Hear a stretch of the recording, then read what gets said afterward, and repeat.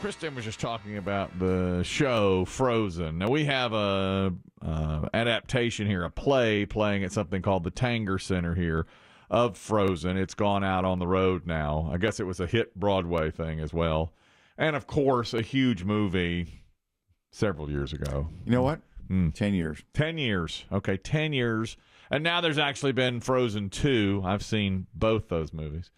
And, you know. You're trying to get some cred on that? Yeah, I love. Trying to get some shine off that? I love both those movies. It's a weird humble brag. Especially that first one is such. I absolutely love. And remember, I wrecked my car once. It was playing in the car. Mm-hmm. When I wrecked that Frozen, just couldn't be better.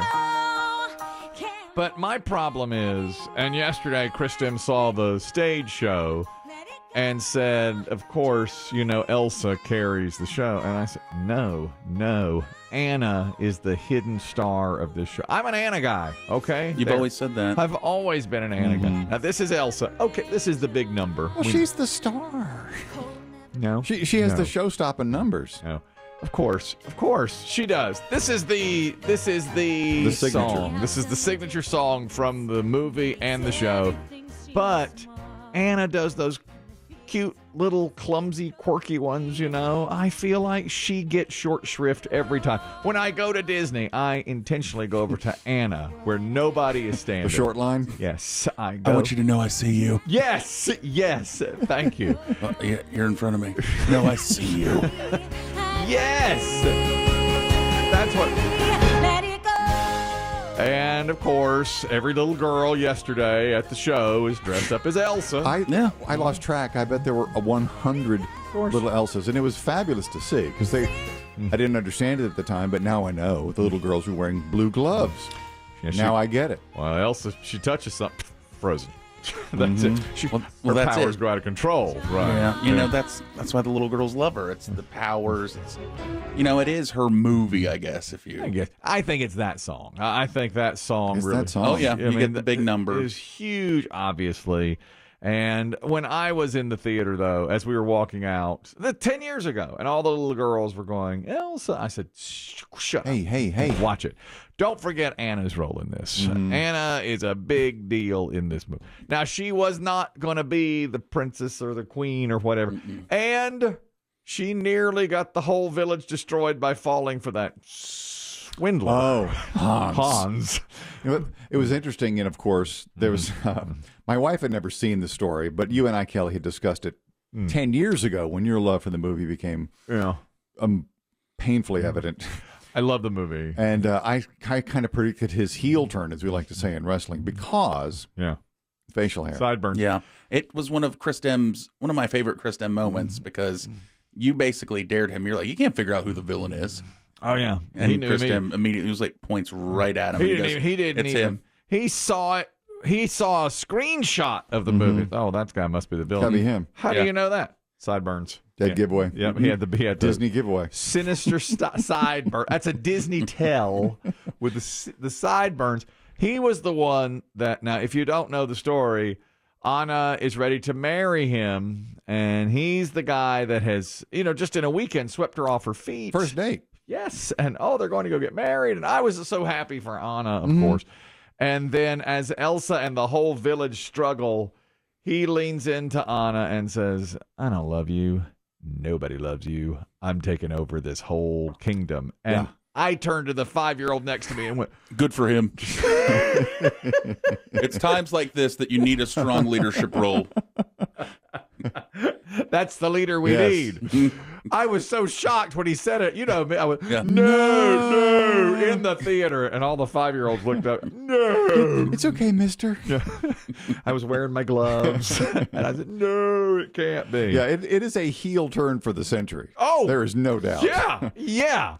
But I got taken in by it. So when he makes his appearance, I guess at the coronation ball, that's how it is in the Broadway show. I'm sure there are that's it. No, that's it. But he makes his appearance there, and there's kind of a quiet scene where he and Anna are out in the garden, falling for each other, and they sing their cute little number. Right. There's a little kid. He can't be more than 4 years old. Yeah. Over to our left, and he goes, He's a bad guy. Because he doesn't know. The kid doesn't know. There's no filter. And my wife goes, I said, shh. Oh, no. Oh, no. She didn't realize. And at the end, the actor, because he plays the part perfectly. Right. He sings well. He's a good dancer. And he's a great heel. And at the end, when he comes out for his curtain call, he goes, I'm so sorry. Does it? Oh, that's funny. He has to. He is If evil. they'll egg his car. What an evil. Oh, man. Oh, every time I saw it, I've seen it 10 times in the theater. At home? 100 at home. I mean, I've seen it so many times. A lot of times I'll watch it when nobody's at home. I'll just sit and watch it because I just love the magic of the movie. It's probably my favorite Disney movie. And every time he comes on the screen now, I'm just like, look at this guy. How dare I fell for you, too. How dare I fell for you. You got 30. I supported you. That's right. That's right. I was like, Anna. You broke my girl's heart. That's right. You're like a George Santos supporter. Oh, Santos. I believed in you. That's right. I trusted you. I trusted him. Did you hear Santos? Why do you mention Santos? We'll probably play this numerous times today. But George Santos, who is the embattled congressman from New York, he may have lied about a few things. Sounds like everything. In fact, I believe he claimed he was in a Broadway musical at one point. I was in Spider-Man, No Way Home or No Way Out. He just did that all the time. Let's don't forget, it is not illegal to lie. That's right. That's right. It's not illegal to lie on the campaign, but he's been indicted for misappropriation of funds. Not the first to lie, probably, but really brazen about it. To say all these things that you can go back. I played volleyball. Yeah, lots of very bizarre claims. Can't remember which school he went to. Yeah. Well, that's the thing about him, isn't it? It's not just like my record. Sometimes they're shady. You're like, well, I supported this bill when maybe you didn't. But he was like, I played college volleyball on a scholarship. Well, they were asking him on the Capitol steps, how do you deal with all that? Can you be a lawmaker and at the same time deal with these charges against you? And he said that famous line. I have not done my job since I've gotten here. I can chew and walk gum at the same time. I can chew gum and walk at the same time. Oh man. I practiced. I can chew and walk gum. And there's no doing that over. I have not done my job since I've gotten here. I can chew and walk gum at the same time. I can chew gum and walk at the same time. Man, that hurts, doesn't it? I know. I'll tell you what, too. This was interesting, and this is about Biggie. We had a little discussion about you after you left on Friday. Biggie had a conference call on Friday, and he with a client. With a client, yeah. That's right. And so he raced out of here 20 minutes earlier than usual, and so I've got to race home for this conference call. And Chris Demm said, what is it, on Zoom? And he said, no, it's just a call. And so when you got in the parking lot, we all said, why is he racing home? Is there no phone? You've got the world's best phone in your pocket. Your phone is right here. That there are phones wired into this building. And everyone just said, no, there's no reason for him to. No, there's nothing like that. And there he went. He was gone. Dave seemed to think there might have been a turkey sandwich in your future. Oh, that's right. It was a Loso. It's a Loso turkey sandwich. That's how I kind of planned on taking. I was like, I got this conference call. I'm like, well, I get home, make a little lunch, then just put this thing on. Well, it was 10:40. Yeah. It was it was time for lunch. Put this thing on mute and let it go. I've got to race home to get this conference call. A friend of mine told me over the weekend he called this program for the first time ever. Biggie fields the calls. What a marvelous job he does at it, too. And a friend of mine told me... He's like Anna. You don't see the work. You don't get the credit you deserve. That's right. You're like Anna doing all the work. Climbing that mountain. That's right. Meeting the forest people from another movie. And it's Elsa. It's Elsa that gets all the credit. All the glory goes to the Elsa. hot blonde is here.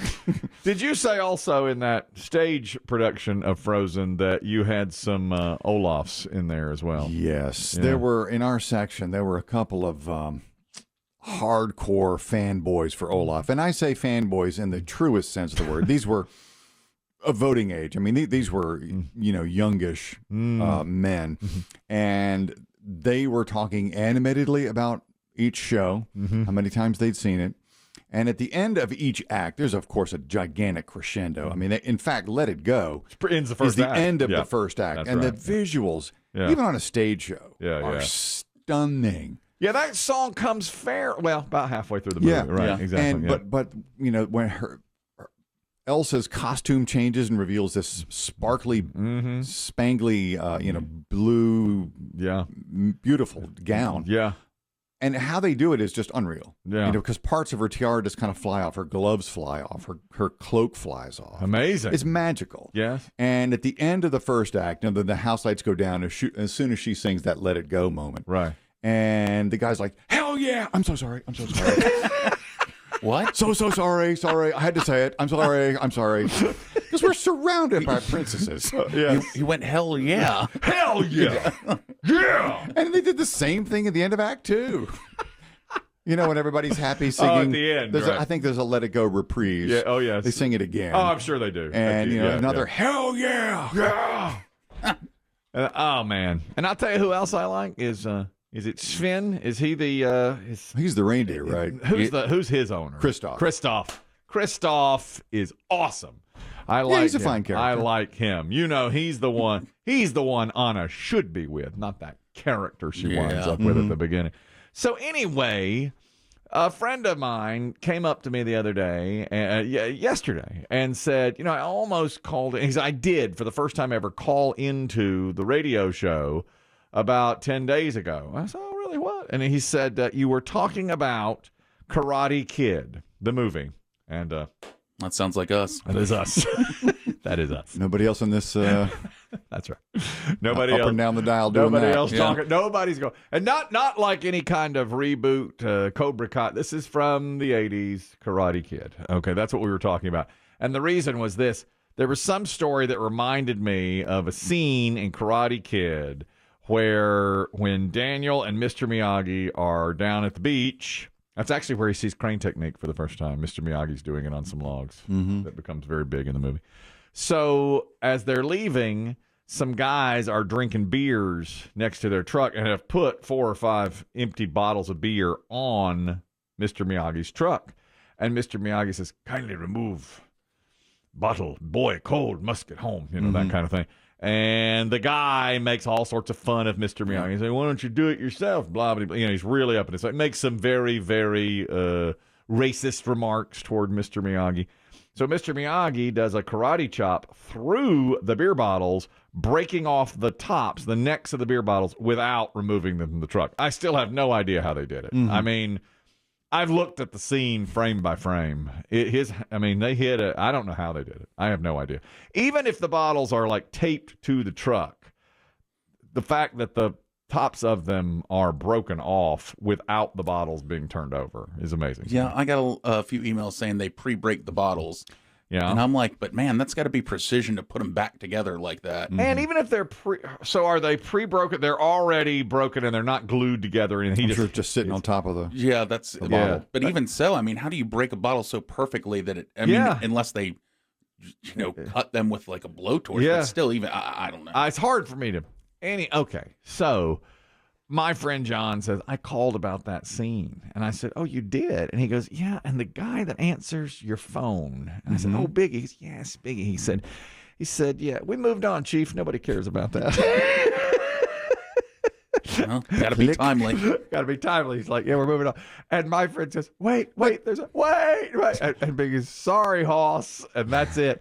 And then he says at the end, Biggie said, if you want to email on this subject, feel free. And my friend said, I'm not going to email on this subject. The guy in the scene who is poking fun at Mr. Miyagi went on to be in L.A. Law. He's the mentally challenged guy in L.A. Law, which I didn't know.